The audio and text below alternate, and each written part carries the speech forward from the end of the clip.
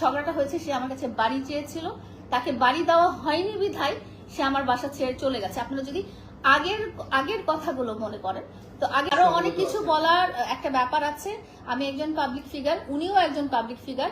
উনি আমাকে নিয়ে আমার সামাজিক যোগাযোগ মাধ্যমে আমি যে জিনিসটা প্রেজেন্ট করি সেটা নিয়ে উনি কথা বলতেই পারেন, কিন্তু উনি আমার ব্যক্তিগত তথ্য বিকৃত করে, মিথ্যাচার করে আমাকে সামাজিকভাবে হেয় প্রতিপন্ন করেছে, সামাজিকভাবে আমাকে নিচু করেছে, সামাজিকভাবে আমাকে মান সম্মান হানি করেছে। এবং যেই তথ্যগুলো উনি একটা জাতীয় টেলিভিশনে বলেছেন, সেই তথ্যগুলোর কোনো ভিত্তি নেই।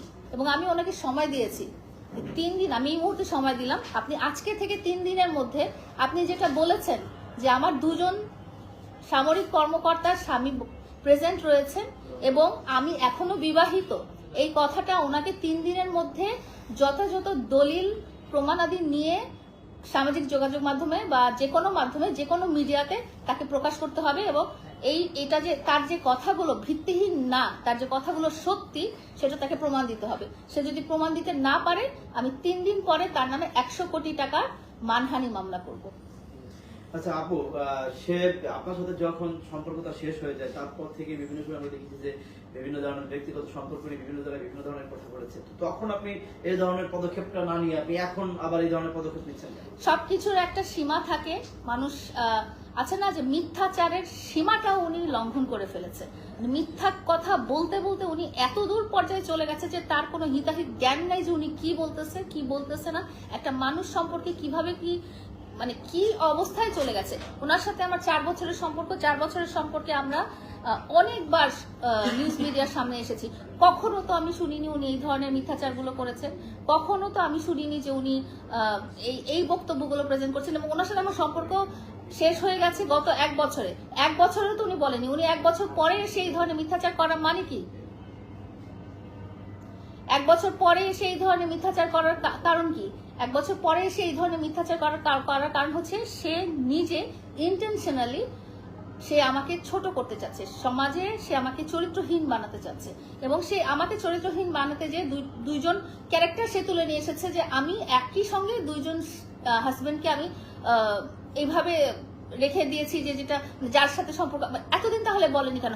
আমার কথা হচ্ছে, তুমি আমার সাথে 4 বছর সম্পর্কে ছিলা, রিলেটেড ছিলা। 4 বছর তুমি কেন ছিলা?